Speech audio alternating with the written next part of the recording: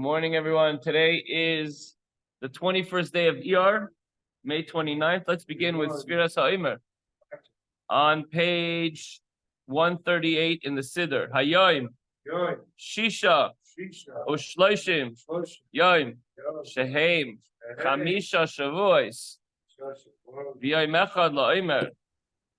Today is 36 days, which is 5 weeks and 1 day of the Omer. Chesed Shavisai. Okay, now in Tanya on page 73, top of the page, in today's lesson, the realm of thought is not enough.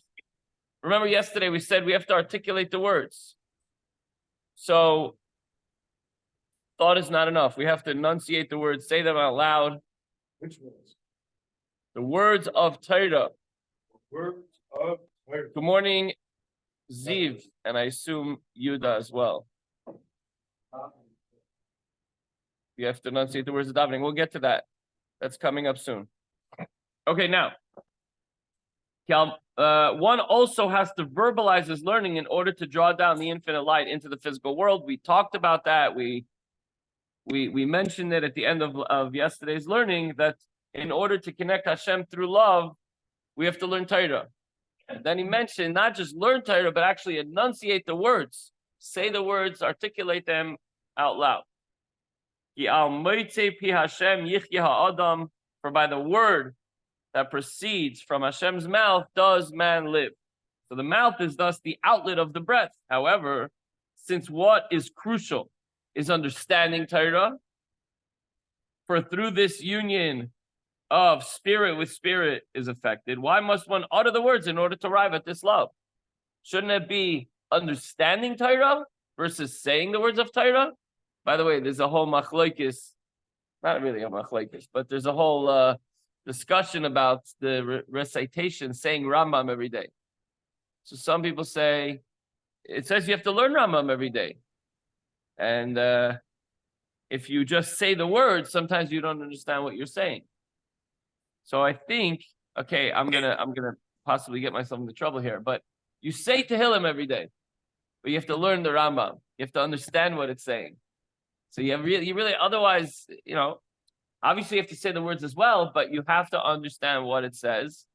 And so too, when it comes to Torah, so when it comes to davening, it's better to understand what it says, but you have to say the words. You have to daven and understand and do the kind of simultaneously. Tehillim, you have to say.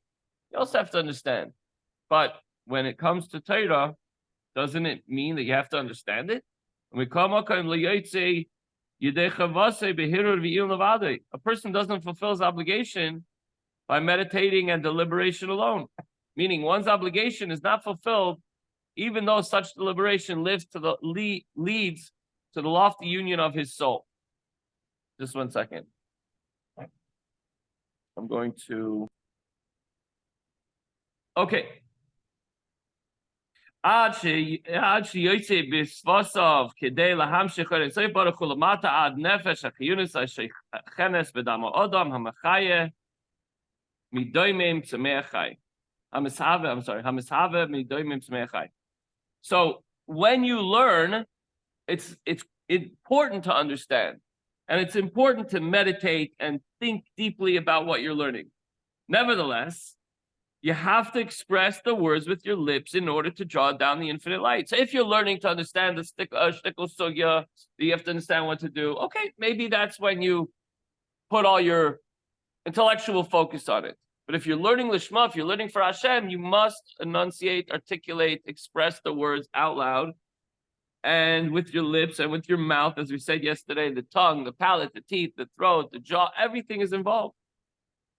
And it brings the eternal light of Hashem downward, even into the Nefesh HaBahamis, the vivifying soul, which draws in the blood of man, which in turn is produced by the intake of food from the mineral, vegetable, and animal worlds.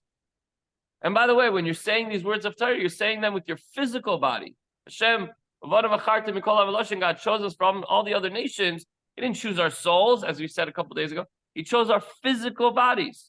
So Hashem wants us to do the mitzvah with our physical bodies. Obviously, the brain is part of the physical body. So when you're thinking, you're also using your physical body. But even more so, when we're, especially for learning wrapped in tefillin and talis, but when you're saying the words, you're saying it with your mouth, with your physical body, with your mouth, with your tongue, with your lips, etc. And when we eat and we drink, we produce the blood in which the nefesh habahamis is clothed, and godliness is drawn down into all the above mentioned worlds when one speaks words of Torah. Say it out loud. And not just that, but we elevate everything involved. The food that we ate, the bed that we slept on, the chair that we're sitting on, the phone that we're speaking into so that some, remote attendees can join the shiur. When I say remote, I just mean that you're not here physically, but you're very close to us. All these different things, the soul, the mineral, the vegetable, the animal world, come together and is elevated to Hashem together with the entire universe. So we learn, we want to either somebody's yard side, let's say today, Nachum ben Moshe, that's Nella's uncle. We want to elevate his neshama. So that's in the higher worlds. While we're learning Torah, we dedicate the Torah learning to, when your father's yard side, we dedicated it to his neshama. So that's one thing. And then we talk about when we say Tehillim or when we learn Torah, dedicated to our soldiers, all the way across the, all the way across to 3,000 miles away to Eretz Yisrael. So we're really uplifting the entire world. We're illuminating the world and its inhabitants in a revealed manner, in a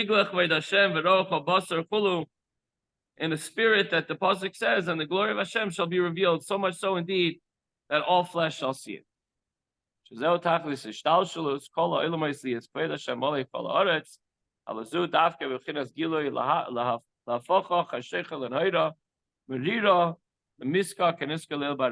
this is the purpose. This is the whole purpose of the Seder Shtalshalus, of the light, the great, powerful light, having to go through contractions to come down into this world and to be revealed, to change the darkness of Klippa into the light of holiness and the bitterness of the world. And I'll say also, I'm just going to add my own thoughts of the Galus that we're in, whose life forces from Klippas Nega into the sweetness of goodness and holiness, has been explained in chapter 36 at length. By the way, I got some comments even from non-Jews at Memorial Day that we have to banish the darkness with light, and we have to do good, and good will overpower. This is common talk amongst Siddim and Chabad for sure, all the time. But maybe some of the people there had never heard such a thing. Like, good will win. We have to do it together. We have to do random acts of goodness and kindness. And the more you do that, and the more you influence others, starting with yourself, the world becomes a better place. And everybody has tendencies to fall into a trap of evil, but we have to combat that as strongly as possible. And this is the essence of the intent of man's service, to draw down the light of Hashem down below.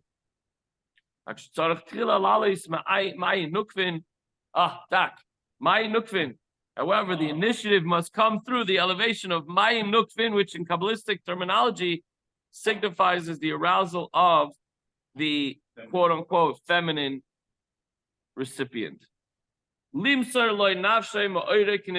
Surrendering to Hashem one's soul and one's all, as has been explained above.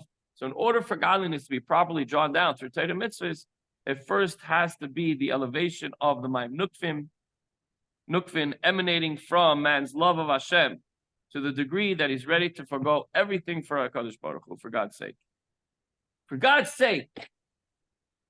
With this, the Alter Rebbe concludes the theme beginning in chapter 26, and now we're concluding chapter 49, regarding the love likened to water mirroring the image of a face, and concerning which the Alter Rebbe said that Shema and the brachas before are especially effective in awakening that love.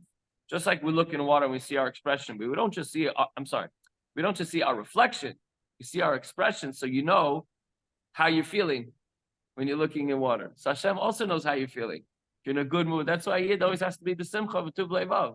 Not just joy, it has to be gladness of heart, because he can see inside your heart, through your face, just like your friend can see if you're in a good mood, you're in a bad mood. Panim represents pneumius, what's going on internally. So the takeaway for today, Chavra, Ziv, Yuda, you ready for this? The purpose is clear. Reveal Hashem in your life, not just in shul and when you're saying Kiddush Friday night, but in every aspect of your life, even at work, Charlie, especially at work, in the material world, and infuse it with love and energy. One method is a heavenly kiss, verbal study of Torah, heavenly kiss, quote unquote. Verbally study Torah, say it out loud, say it with meaning and purpose, with total immersion of your mind, and you have to fully comprehend it. So of course you have to understand what you're saying, but you have to say it out loud. And in that way, you embrace Hashem in the deepest and most passionate possible way.